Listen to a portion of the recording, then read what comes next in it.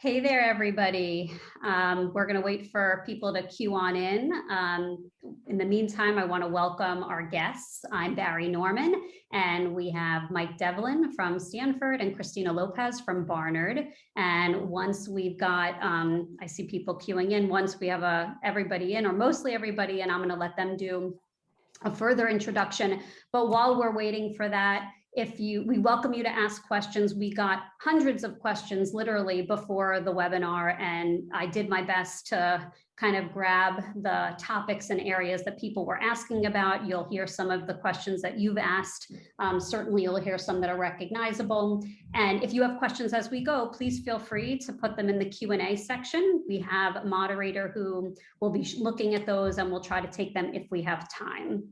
But in the meantime, let's get started. And if each of you could just introduce yourself and tell us a little bit about your background, and we'll take it from there. Christina, if we could start with you. Yeah. Hi, everyone. My name is Christina Lopez. I'm the Dean of Enrollment Management at Barnard College here in New York City.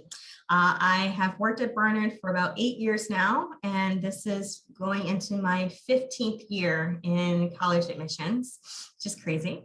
I attended New York University as an undergrad. I majored in theater at Tisch School of the Arts, and then went on and got my master's there. And I did admissions at NYU undergraduate admissions, along with this lovely person right here, Mike Devlin. And we've known each other for years, and really excited to be here with you and talk about the admissions process. Thank you, Christina. Oh, sure. Hi, everyone. My name is Mike Devlin. I'm the Director of Admission at Stanford University. And as Christina said, a former cubicle neighbor of hers at NYU. We both worked there in the admission office. I actually got my graduate degree at NYU. While I was there, my last job at NYU, I was the inaugural Director of Admission for their campus in Shanghai, China. And then I moved to Stanford about 5 years ago and assumed the role of Director of Admission in fall of 2017, which I've been doing for the last 4 years or so. I'm originally from Boston. So if anyone is from the Boston area, that's my hometown. Although now that I am a 5-year and strong Californian, I do not think I will be going back because it is very nice out here. But I'm really excited to be here with Christina and Barry with you as well. And thanks for having me. Absolutely, absolutely. So let's get started with the questions. I want to start with some questions around scores, since certainly from the student's perspective and maybe from your perspective as well, that was really the biggest change in terms of policy this year. And so could you share with us, what was it like reading without scores? Obviously, this was something, it was the right thing to do, but it was thrust upon most colleges. And so you didn't have the time to really think through the way you normally would have, having transitioned to a test optional policy. So share with us what that was like. I'll start with it at Barnard. It was interesting. I think there was a little bit of, obviously, as you said, like just trepidation going into this process of like, how do we take away a piece of the puzzle? But for Barnard, people are usually surprised that we don't talk that much about test scores in our committee, but it's not something that makes or breaks a decision. And part of that is because, like most schools, our students are pretty self-selecting. So, you see your averages, you're applying based on that. And so for the most part, they're all within that range. And so it doesn't really become a part that you're talking about very much. So for those that didn't submit it, other pieces of the application emerge just as they would if there was testing. The biggest piece, obviously, the transcript, your curriculum and your rigor was very important, but also just the writing and the display of that intellectual curiosity and understanding of our institution. That fit really rose as well. And so in a lot of ways, it really did speak to this holistic review, as it's always been, that the loss of this piece didn't necessarily affect whether or not we could see the whole puzzle. Whether it was there or not, it was an extra piece that was there to evaluate or not. but it just allow all of these other pieces in the application to emerge higher. So I agree with everything Christina just said. We talked about it conceptually in my office, like pieces of a pie. And so because we've had optional pieces of our application for a while. So we have an optional interview with alums. We have optional arts portfolios. There's optional athletics reviews. There's lots of optional pieces. And the way we talked about it was it's like a similar size pie, but it might be an 8-piece pie or a 6-piece pie, but it's still a whole pie. So each piece might be a little bigger, meaning they might have to represent a little more in the process because there's fewer things to consider, but you are still whole, whether you have 8 pieces or 6 pieces. And that really reflected in the way we did review as well. So we had a large portion of students apply without testing, and we admitted a large portion of students without testing. And other than that, I would just say everything Christina said really holds true in terms of holistic for us as well. Yeah. And as far as the numbers go, I don't know if you have them available, but percent of students who applied without scores, percentage admitted who were, without scores. Do you have any data to share on that?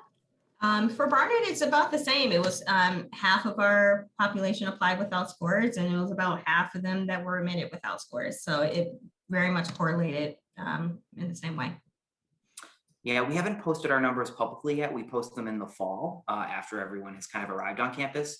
So I can't give exact numbers, but it's very similar to what Christina said. We had a large portion who applied test optional, and we had a large portion who we admitted who were test optional as well.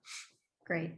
And do you foresee, I know you've made announcements about the next, I believe for both of your institutions, 2 years, but what about beyond that? Do you have a sense of whether or not test optional will be here to stay for Barnard and Stanford? I know there's no official policy yet, but certainly younger students are asking about that and thinking about that. Yeah, certainly. I think the adoption of this policy was meant to be temporary as, a response to COVID, but as we are, in this moment, we have decided to do an actual study on our testing policy. Do we really feel that the test is an actual indicator of first year success or not? And conversely, with those without testing, do we feel that it was necessary or that it did make a difference in their success? So we'll be doing a study during these next 3 years. And then based upon that evidence, we'll make a decision moving forward. We're similar in that, again, we didn't plan on this, but we really see it as an opportunity to study how students who have been admitted without this specific characteristic perform once they get to Stanford. Is there any difference in their performance? We don't think there will be, to be honest. We think we've admitted just as strong as a class as we always have, but we'll be interested to see how that kind of pans out when they get here. And then we can use that to inform our decisions. Of course, with us, Christina, I'm sure this is the case with you too. We have a faculty steering committee. They have a lot of opinions on the efficacy of using these exams as well. And we have to take that into consideration. So it will be a multi-year process for us to figure out what the impact has been. Great. And with the elimination of the subject tests, and then there's test optional, of course, as much as students want the test to be gone, then they start grabbing onto others, like the APs, right? That's what's left. And so I have gotten questions, and there were questions that came in about, if there's just this renewed focus on them because other things have fallen away. Can you speak about how you use or don't use APs in your process? And also, I have students sometimes, a lot of high schools are abandoning the AP program and don't have AP classes. And then students say, even though I didn't take the AP class, should I take the AP exam to show something or demonstrate something? Can you speak to that as well? Yeah, I mean, within our process, obviously the most rigorous courses you're taking are in your senior year, and we don't get those scores until after decisions have gone out, right? So you're looking at scores from junior year or previous. I have my personal opinions on APs. I know that there are many schools that are dropping AP courses and changing their curriculums, and that is absolutely fine. Like, we do not have any preference towards AP or not AP. It's really up to each individual school how they feel they would want to, distribute their courses, their own pedagogical, ideas. That's totally fine. In terms of whether or not they should take the exam, quite honestly, it's not necessarily a make or break thing in our process. I think that it really does, it depends on each individual school, it depends on each individual class, it depends on each individual person, whether they want to take the exam. We don't require them to take the exam if they have taken an AP course. So if they do take the exam, they can choose to submit the scores or not. We do take them for credit if they choose to submit them to a certain degree, but it's not necessarily something that I feel should change over. It's not, the nature of those exams doesn't necessarily replace what SAT or ACT did. And quite honestly, it really depends because they're not all taking the same exams anyway, right? There's no standardization in terms of what people are taking. So it's not something, for at least for Barnard, that we think will flip. So I would echo Christina's point of like, I'm going to talk about Stanford right now and not because there's so many schools, and I'm sure there are schools out there that they're very serious about it and they do want to see maybe a certain amount of exams. I can't say, but for Stanford specifically, for this past year and this year, because of COVID and the disruptions to the educational climate and how the tests were administered, just for the last year and this year, we've definitely had the opinion of, if you have a great AP score and you would like to send it to us, great. If you have a poor AP score, we're going to chalk it up to the fact that the testing was kind of off this year and the educational system might not have been preparing you through no fault of your own. So I want to put those kind of in a separate bubble. But in general, I would say we view strong AP scores as a positive if you have them. But Barry, to your point, first of all, not everyone has APs. Internationally, very few students have access to APs. IB is much more common outside of the United States. And so admission offices, especially at highly selective schools, are so accustomed to dealing with myriad academic systems that AP is one of them. And so as a student from the US, you really don't need to feel like, especially if you're not in an AP curriculum, that you need to somehow seek them out when you're applying to highly selective schools. Your system and excelling within the system in which you exist is more important than seeking out some other kind of exam. Mm-hmm. Yeah, and we talk about this a lot, that you can't be compared to kids at other schools. There's just different opportunities. So you have to focus on where you are and then say, what's available to me, how can I challenge myself and hopefully also do well. And this also brings me to another question that I was actually going to ask later, but it kind of dovetails nicely here. And it was a question that came up from one of our attendees, which is, it was basically about, why does one school get a lot of admits and another school doesn't get a lot of admits? And I know that it's year to year, right? Some years it just depends on which applicants come up, I think, right? But could you speak a little bit more to why you can't compare what's happening at your school and another school and take that at 1 year or even a few years as sort of like, you like a certain school better, you have a better relationship with a certain school? That's a big thing that people believe, and I think it would be helpful if you could speak to it. Yeah, I can jump in on that one first. Yeah, so yeah. Truly, so one of the things I look at is there's more schools in the United States with valedictorians, for example, than we have spaces at Stanford. So it's just, there are too many great students at too many great schools that we could just take at least one from every school every year. It just doesn't work that way. I think furthermore, at least for us, and I'm sure this is the case at Barnard too, we aren't looking at schools with any kind of quota system or need to enroll a certain amount or to not enroll a certain amount at any school.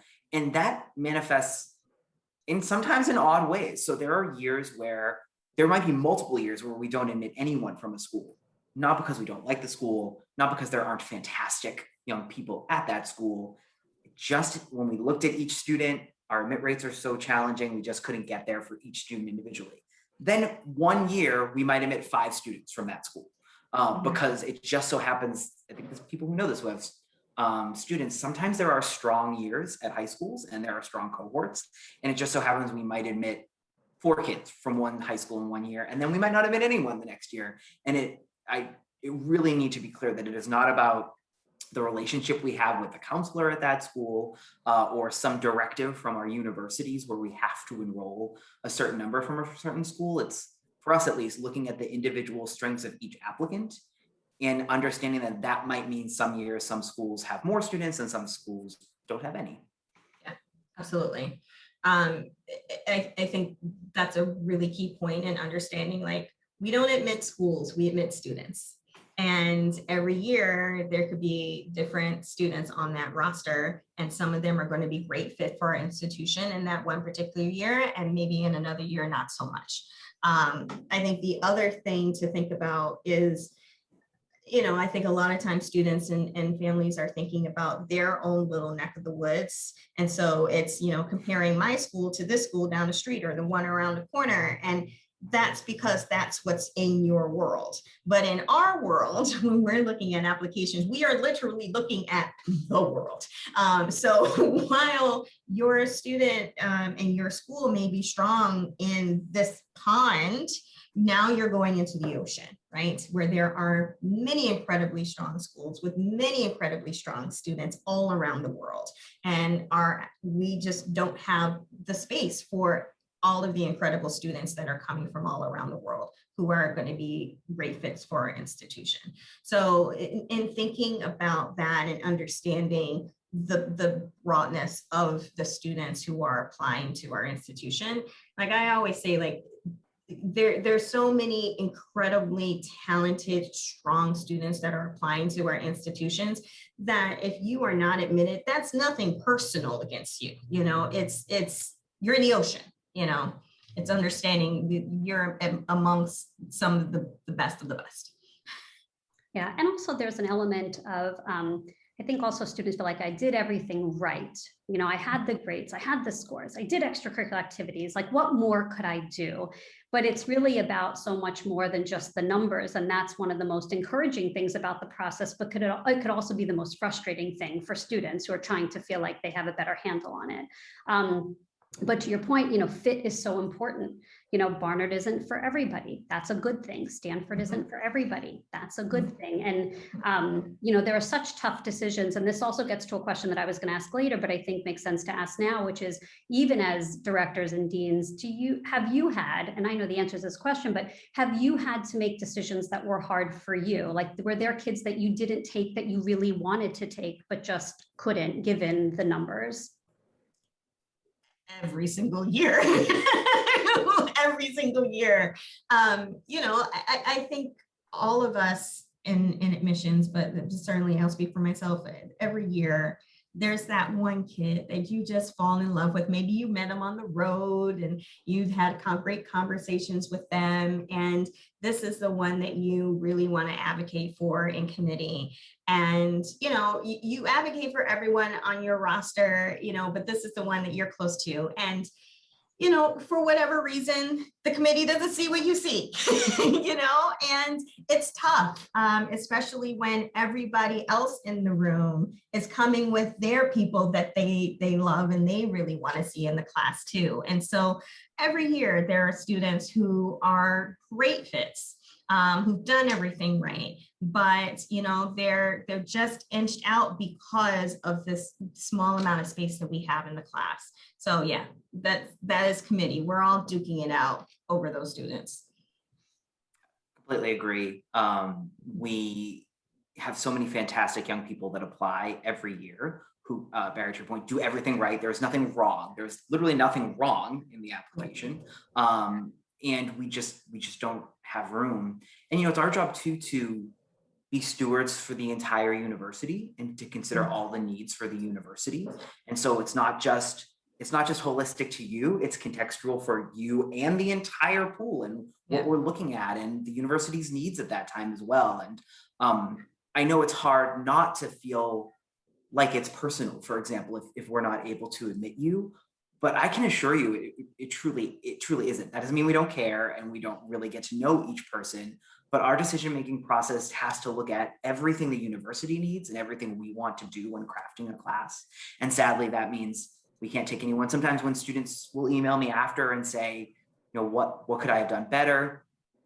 There's no answer. There's nothing they could have done better. And I often say to them, our decision on your application isn't a reflection on our belief in you or our belief in your ability to do well at incredible colleges and universities. it's just a factor of here's the spaces we had and here were our priorities. And so those were the students we were able to enroll. Yeah, it's a pretty complex puzzle, that that obviously we're not on this side privy to, and even you guys don't have control over every single thing. You both mentioned you can't make every decision that you want to make. Everybody has somebody to answer to, and it's just a part of the process. What about waitlist this year? Can you speak about waitlist activity at each of your schools? Yeah, so we did a very small amount of waitlist, and we actually went pretty early on, which is always why I say to students, if you are put on a wait list and that school says, send in a letter of continued interest, don't wait, don't send it right in, because you don't know when they're going to go to wait lists. Because by May 1st, we were done. And so you want to send it in as early as possible. I think at this point, our class is full. And so we may not have any more activity, but every year is different. There were years where we've taken 100 students off a wait list, and the next year we would take 5. It just really depends every year. We're very similar. We've gone twice, but to very, very small cohorts, twice in June. We think we're done. Although, we're looking to enroll a certain number of students. So if we have visa challenges with students outside the United States, or we just don't have enough, if we're under what we're looking for, we might go again, although it's likely that we're done. And similar to Christina, this year is very unique because of stuff that's still going on with COVID, and last year was too, but in general, we rarely go to it's usually a really small number that we go for which we go to the wait list. And while we're talking about international students, can you talk a little bit about what that looked like on each of your campuses? Obviously, last year it was very tough for kids to get here, but maybe they enrolled virtually, and kind of what those numbers look like. And people certainly want to hear if and how it might impact this year's class. Yeah, so we had, I think in general, the last couple of years, we've nationally seen a decline of international student applications for a variety of different reasons, economical, political, etc. And so I think, especially with COVID and restrictions, that definitely had an impact on last year and this year. For those students who were admitted, at least when I'm speaking for Barnard, those who were admitted, we did have a very high yield. And we are anticipating that they should be able to attend now that embassies are opening up a little bit more. That list is broadening of those that are going to be allowed visas to the United States. We're still waiting on some other major countries, India specifically, given their outbreak with COVID. But hopefully, our expectation is to get the students here, unless there are other, health restrictions. But yeah, so we so last year there's the international situation and there's the deferral situation, and there's a bit of a Venn diagram overlap, but not completely. So we did have many international students decide to defer, to take a gap year. We also had a lot of domestic students decide to defer and take a gap year. So our overall deferral gap year number was very high. So we've talked about this publicly now. So usually it's around 50. This past year it was like close to 400 that took a gap year, which we allowed. We allowed them very late if students didn't want to do it. For the students who did attend, even international, we were fully remote as a campus unless you had to be on for safety reasons or health reasons or educational access reasons. So most of our international students did a full freshman year, but did it remotely.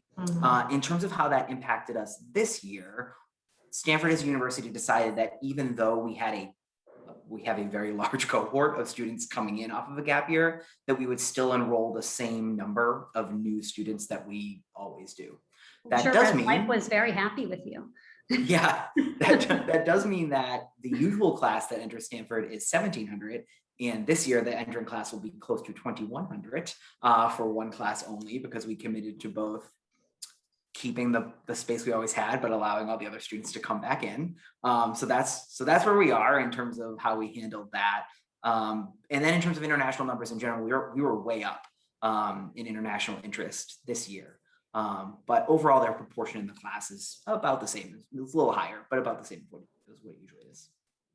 Thank you. And deferral, I know we didn't talk about it necessarily for Barnard, but how did that, did you have a similar uptick in deferrals? And also even for this year, was the class of 2021, have you seen a higher rate of deferrals for them relative to a non-pandemic adjacent year?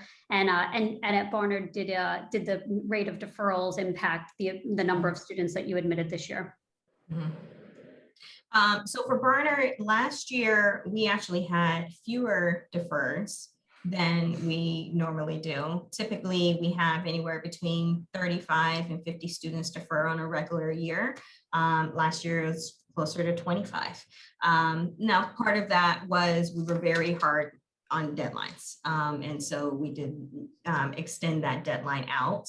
But even for this year, where we have been very generous, the numbers are the same and still some hovering around like 2025 going defer. So that didn't really impact the size of the class, although our incoming class this year is slightly larger than it was last year.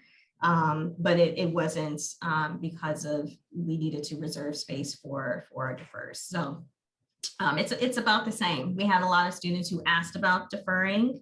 But once we decided to go remote, they didn't necessarily feel that they needed to defer, and they continue to enroll. Great. And what about any other trends in the applicant pool for the class of 21 that just applied? Were there, anything you noticed this year compared to other years, or was the makeup of the class any different than in prior years? If you could share a bit about that. Yeah, I would say the addition of test optional has been great in terms of just widening that pool, especially in terms of diversity. We had a higher number of students of color apply with test optional. We have, which then correlated as well to seeing those numbers on the admits and enrolling. We had many more low-income students and first-gen students applying as well. And thinking about, I had expected, certain trends with test optional, but quite honestly, it really ended up being pretty similar whether you went to an independent school or a public school and all of that. So, but I do think that there is just kind of a widening a little bit of that pool and students who were making that reach for us that may not have felt it would have been attainable if we have required testing. Yeah, agree. We have so in the fall, but we saw in general similar increases in demographics that Christina just mentioned, be it the number of students that we've admitted and thus were applying that were Pell eligible or first generation, students of color from various backgrounds, and then also for us, countries internationally for whom we hadn't seen applicants or who we had seen fewer applicants, for whom maybe the SAT is not a cultural barrier, it's literally like a physical barrier. You can't get somewhere to take the exam. We just saw a large increase in those as well. And a follow-up question actually about international students. I know that there's no one definition, but this is often a question about, how students are read if they're in school abroad versus where they have a passport or citizenship. Can you just speak very briefly to that, just to clarify for folks out there? Well, this is another one where I would say it's going to depend on the university. And so I'll just talk about Stanford. So Stanford is actually need aware for non-US citizens. So what that means is if you're not a US citizen, when you apply, we ask us if you will require financial aid to attend. And then that will actually impact our decision-making process on your file because the university is committed to meeting full demonstrated need for all the students that we admit. We graduate close to 90% of our students without any loan debt whatsoever, but there's also only so much money for students who aren't US citizens. And so to maintain our full need policy, we can only admit so many students who are not US citizens that have need. So what that means for us is the review process is the same. You get the same type of review. You go through committee the same. We're looking at you as a person in the context of your area, just like we would with anyone else. It's just for us at the end of the day, if you are a non-US citizen who has need, there's just a smaller amount of spaces available for you, so that impacts it. But that's how we look at it. So if you're a US citizen studying abroad or taking classes in a different country, you're considered a US citizen in our process. If you are a non-US citizen studying at a boarding school in the United States, we're still looking you in the context of that educational system, but we would consider you a non-US citizen. Right, so they're being read within their high school group, and then the issue of aid is separate. Is that right? Yes, for Stanford, yeah. Yes, and that is exactly the same at Barnard. Yeah, I think, in 100%. general, students are read with their high school, regardless of citizenship or, any of that. But when it comes to aid, then there are obviously some other things to take into consideration, given roles and resources. Correct. Can rising seniors or even some younger kids expect to see Stanford or Barnard admissions officers in real life on their in their high schools or at college fairs this fall? Can you give us an update on your travel plans and also, of course, on just what campus visits might look like in the coming months? Yeah, it's still evolving, but I think for this fall, we will probably still be doing virtual events and visits. Without really any travel, perhaps maybe local, perhaps maybe having some alumni attend some fairs, outside of the state, but for the most part, we will be virtual. Our hope is that we will be back on the road in the spring. And being able to greet rising juniors and do programs again. But for the fall, we will be here. In terms of on-campus opportunities, we will be hosting tours again, guided tours in the fall. And right now we have self-guided tours so students can come on campus and walk around outside. We do actually have students on campus because we do have a summer semester. So there are people you can talk to. It's not it's not a dead campus by any means. It is bustling. And so that is exciting for students to be able to come and feel the energy of Barnard during the summer. And we should be back doing guided tours in the fall. Stanford is almost to an exact point, the exact same thing. So I have nothing else to add to we're doing the exact same plan at every one of those levels. Yes. And what about the virtual thing? I mean, one of the, I don't know if silver linings is the right word, but there's been some wonderful virtual programming where students have been able to connect with current students in a way that they never would have previously, and even connect with admissions officers in a way that they couldn't. What are some of the virtual offerings that you've introduced in light of COVID that will be at least maybe here to stay, but at least here for next year? Yeah, the transition to virtual was really surprising. Thank God for Zoom. We've all become very proficient in Zoom, but it's great because we're a small office. There are literally 12 of us fully staffed, and due to COVID, we were not fully staffed, so there's even fewer of us. And it's always been difficult to do travel and run an office at the same time. And so our time on the road was always limited. And so, there's only so many students that we're actually going to be able to interact with in the fall. But because we were virtual, that opened up tremendously. We're meeting students at schools that we may never have visited, rural students, and doing programs in other countries where we may not have visited. And the way that while we didn't do any individual school visits virtually, we had our reps email all of the students in their area to come and do sessions with them. And, that was great because then normally if you're doing a school visit, you're only interacting with the people at your school, but these visits, you got to interact with people across your whole state and meet people and hear their questions and of what they were asking. And that was a tremendous bonus for us. It also really allowed us to think beyond space issues. We are a small campus. And so when it comes to events on campus, we only have a limited amount of students and families that we can host.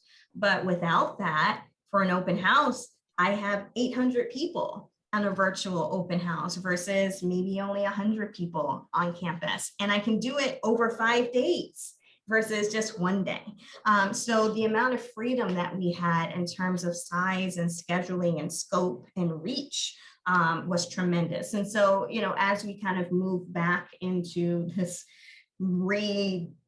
emergence of the world, emergence back into the world, we're thinking about what does it look like to have, this hybrid model of recruitment, doing virtual as well as doing on campus. The on campus will open up slowly as we get used to having our students on campus and restrictions roll back. But, being able to reach more students in a virtual world has been a tremendous thing for us. Was that surprising to you? Like how effective it actually was, or were you thinking it was such a? It was surprising in that, I think we were all feeling like people are going to be so burnt out from doing Zoom school that they're just not going to sit in front of a computer screen for another hour. And so with that in mind, we really tried to create programming that was intentional, that was engaging, and that really relayed the information that was most salient to them so that we're not sitting here wasting your time, to make it a really meaningful experience. And I think that was really reflected in a lot of the feedback that we got. So yeah. And Mike, what about you guys for the virtual programming? Yeah, it's funny, in terms of success, we just got this survey result back from students who did our alumni interviews. It's a little tangentially related, but I've been thinking about this because not only did we interview the most students we've ever interviewed and the highest proportion we've ever interviewed because of we did it fully remote, we also got our highest kind of satisfaction rates, both from the applicants and from the interviewers that we've ever had doing this. We've done this for over a dozen years now. And so just like all of our outreach, all of our on-campus programming that we've tried to replicate, we know we can't go back to just the way it was, because this new way has been so successful, not just in expanding the scope, which it absolutely has. We talk to students from communities inside the US and we talk to students from communities around the world that we just never had the chance to meet and interact with before. And I believe test optional was a large part of our expanded applicant numbers, but I think this type of access to us really helped as well. So we're going to keep as much as we can, but look towards a hybrid model where we start, yes, offering programs on campus again, but we have a program, we would call it Officer of the Day, and you could just stop by on campus. And if you walked into our building at Montague Hall, there would always be an admission officer there able to meet with you, which was great if you could afford to fly to Palo Alto and come onto campus. And so what we did is we just started doing virtual appointments, 15, 20 minutes where you can meet one-on-one with an admission officer. They're always booked. And these are kids who just never would have been able to make it to us that can now. So we can't lose those because they've just been so great in terms of access. So we're going to look towards some kind of hybrid model. Thank you.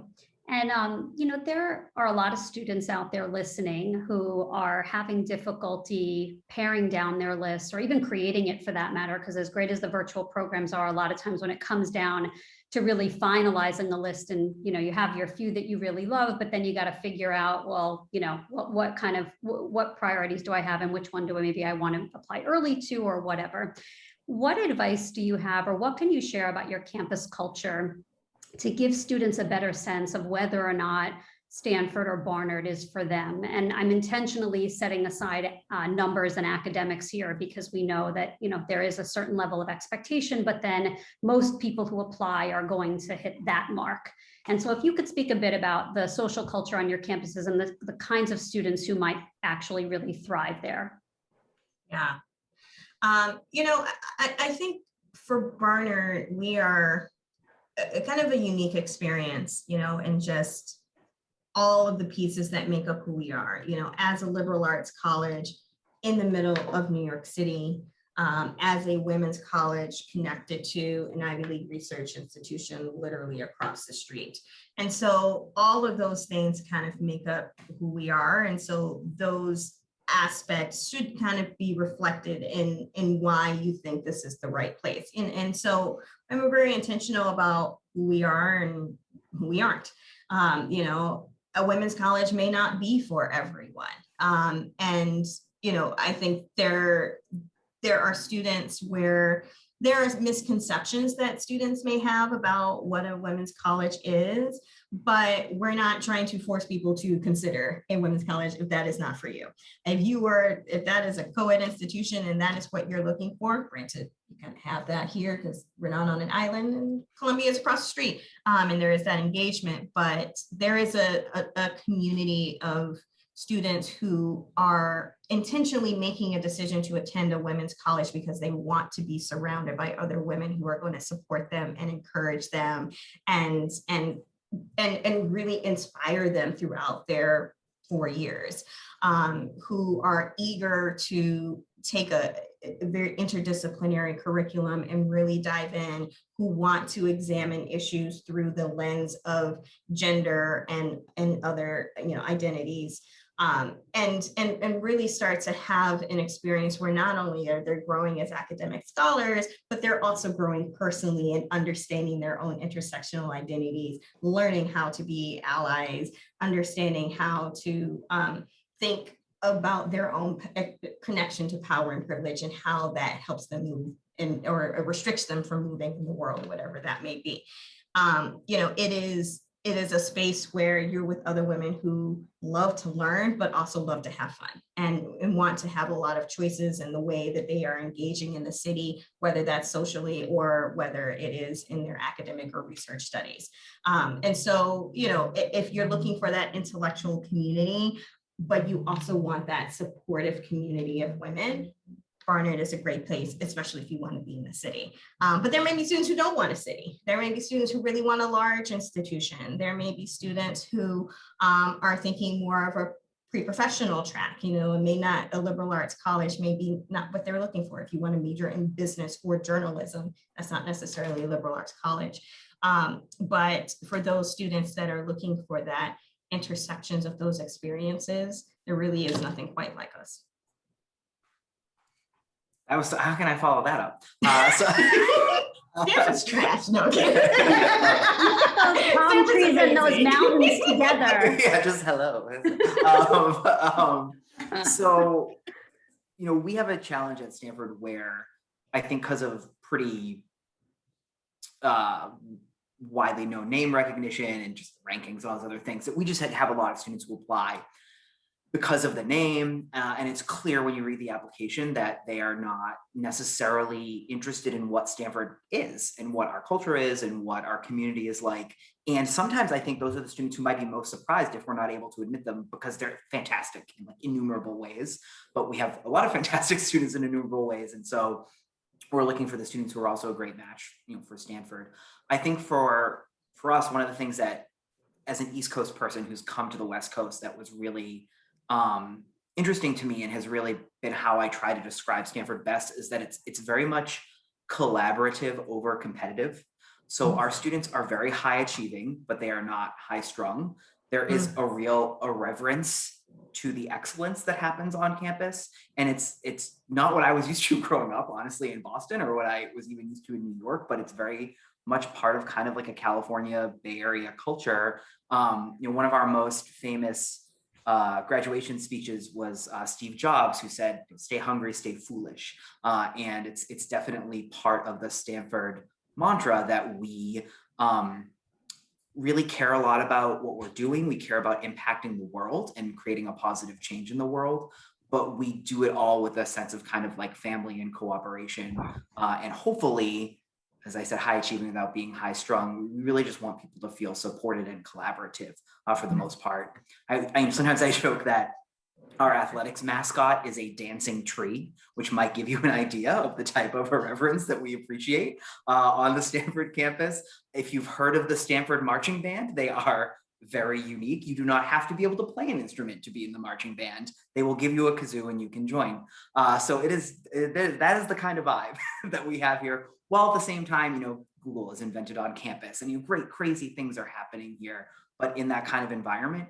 And when we look at other schools that are considered our peer schools, it's just different. And so when a student tells me, Barry, we talked about this, but when a student tells me they're equitably interested in Princeton and Stanford, just as an example, Princeton is an incredible school, right? There's nothing that's an incredible school. But that seems odd to me that you would be equitably interested in those two campuses, because we are so different physically, culturally, I mean, truly just very different. And so we always encourage students to not just look at the name, but really try to get to know us, because it'll make a big difference in your application as well, and your chances of admission, if you can show us that you truly understand who we are. Yeah, I think students have the sense that, they get so fixated on the numbers, and then they feel if they have that not getting in is a betrayal of sorts. But it's so important to know the schools on your list, and not just know them, but know why each of them is on there and why you are, attracted to one versus another. And not every school is for everybody. And it's okay to be ambitious and have high aspirations, but that doesn't mean that every highly selective school out there is going to be for you just because it's ranked something, or, the admit rate is a certain rate. And, I see, just as a counselor, over and over again, the colleges care. They care about more than that you're just smart. They usually have a very clear signal that you can handle the work, and they can get it pretty quickly. And then it's sort of everything else. And especially with the admit rates that you guys have. You have so many great students who are applying, and a lot of tough decisions to make. And so as an applicant, it's your job to get to know the schools and not just throw in an application because it's Stanford or because it's Barnard or whatever. But I even say, when you're thinking about a place like a Barnard, like, don't only think about why Barnard, but why Barnard and not another school in New York City? Why Barnard and not another women's college? Why Stanford and not another, school nearby in California, or another one that tends to have a great reputation for STEM and creativity? You really need to dig deep in these pools. So thank you for sharing that with everybody. And with so many applications and obviously a limited number of spaces, you have less flexibility than a school, for instance, that might have a 20% admit rate, which, by anyone's standards is still very low, but seemingly high relative to yours. But, students know that there are high expectations academically to compete in any highly selective pool. But we also know that perfection isn't the goal, and it can come across as boring and even almost a turnoff sometimes.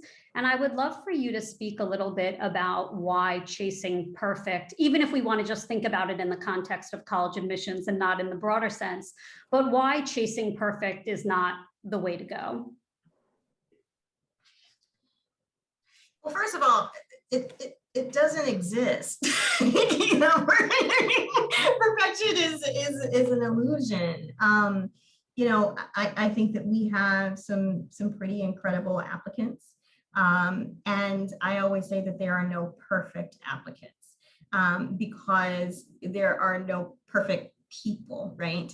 I think that within every application, there are pieces that are going to be great fits for our institution and others that aren't.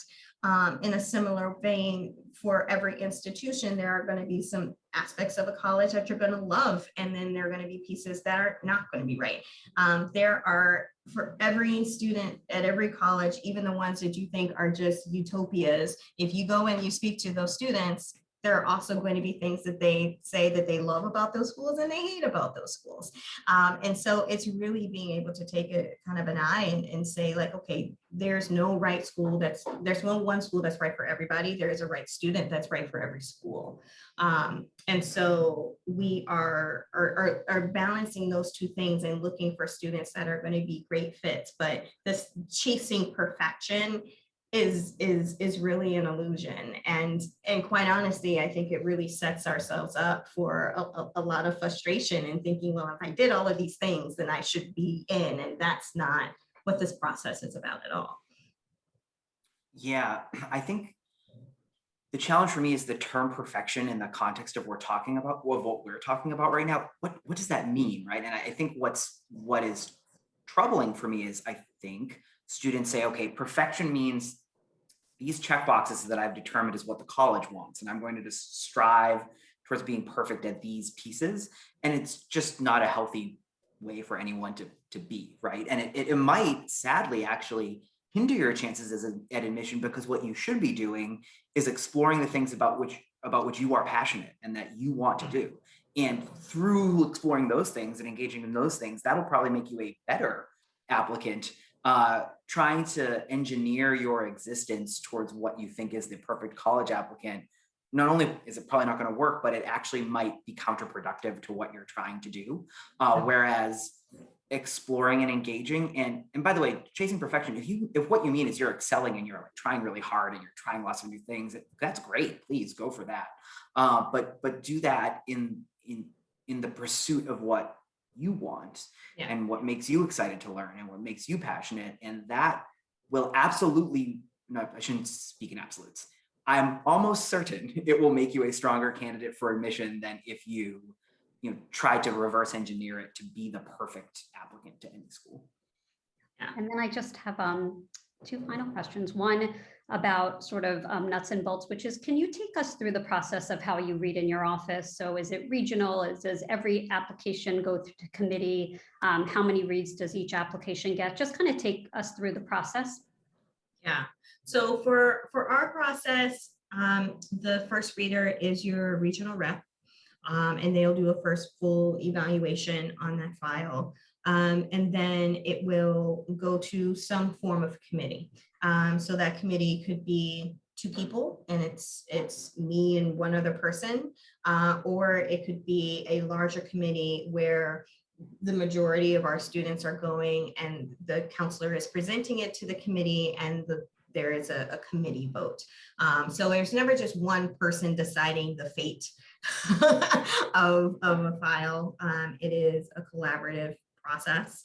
And that's for a variety of different reasons. But mostly, I think it really helps with any sort of implicit bias, to make sure that we are being thorough, to make sure that we are really considering all aspects of the applicant instead of just having one person put eyes on it and make a decision. And that's just for our process. It works given the size that we are in the class. So we also read regionally. And so if you go to our website, you can see every admission officer's name and what their territory is. So you can see who your admission officer is for your territory. But we also do have what we call seasonal readers. So these are people that we hire just for the reading process as kind of like adjunct readers onto our other staff. So if you're in charge of a territory as an admission officer, you also have a couple of adjunct readers with you as well. But you read your first reads in your territory. That first reader, the admission officer, can make a choice on that file right there if they don't think the student can make it all the way to admission, to let them go. But often they will do a full read and pass it on to the second reader. The second reader then does their full read, and then it's the job of the regional admission officer to look at their entire territory and consider all the various university priorities and the strengths of the students. And then they bring a certain amount of students from their territory to a committee. And then they present all the students that they are bringing from their territory. And then we vote as a committee on each student. And so anyone who's admitted to Stanford has gone through 2 reads and a committee process to get there. Great, thank you. And to wrap up, I would love to pose your own questions to each of you. And so you both have supplements with essay questions. And Mike, if you could answer, this is one of Stanford's questions. What historical moment or event do you wish you could have witnessed? Okay, so I'm going to answer it, and then I'm going to step back and say why I think the answer is a good answer to give. We're not going to keep it at 300 words or anything. Yeah, well, this is one of our 50-word questions, so I have a very limited window to say this anyway. So I would choose to visit the Stonewall riots in June in 1969 in New York.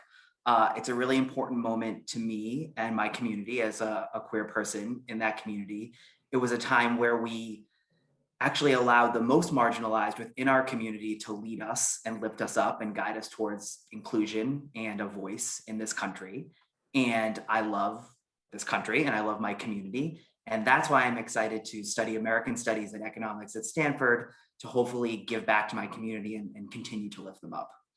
So why would I do that one? To me, that's a good way to talk about yourself, who you are, bring it back to the university. When we're asking you those questions, they're really kind of secret ways for us to see if you really know about us. So you can show that you know the school, you know yourself. We're not looking for a certain type of political perspective or sociocultural perspective. bring it all. But I think bringing yourself to those questions and then placing yourself at a university can be really helpful. Great. And Christina, this is an optional question at Barnard, but we're not going to make it optional for you today. We're going to ask you to do it. Pick one woman, an historical figure, fictitious character, or modern individual to converse with for an hour and explain your choice. Why does this person intrigue you? What would you talk about? What questions would you ask them? So the person that I would choose is Zora Neale Hurston. Zora Neale Hurston was a writer, Black female writer during the Harlem Renaissance. She is the writer of my favorite book, Their Eyes Were Watching God. She is also the namesake for my new dog that I've had for 3 weeks and I love dearly.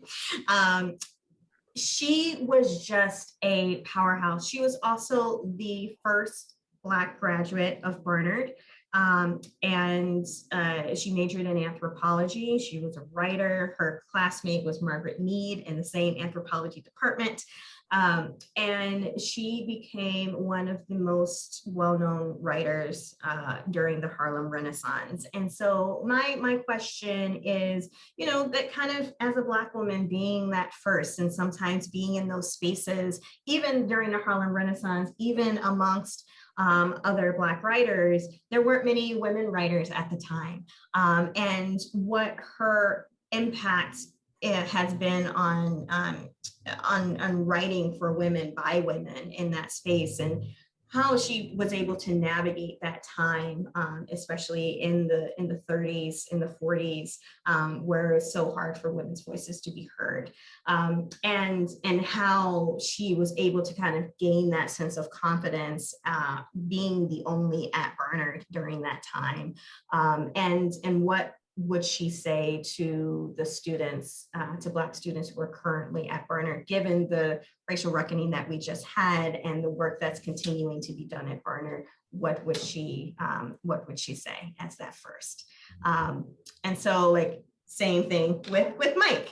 This is my person. It just happened to be tied to Barnard as an alum. It did not have to be, but it is someone that I admire for a variety of reasons. But it's not so much about the person, but it's about the inquiry. It's about the question and why you are choosing this person. It doesn't necessarily have to be somebody that you admire. You could ask them questions about why you did what you did. We get a lot of questions to women who were not so popular. But I think it's a little bit of yourself and then tying it back. Somehow I'm not surprised that Barnard applicants ask the tough questions. Not surprising at all. Well, thank you so much. That's, I think, a perfect way for us to wrap up. We really appreciate you taking the time and being honest and giving us helpful information to use and go forward, both for the students out there as well as the counselors. So thanks so much to both of you, and really, really, really appreciate it. And good luck this year.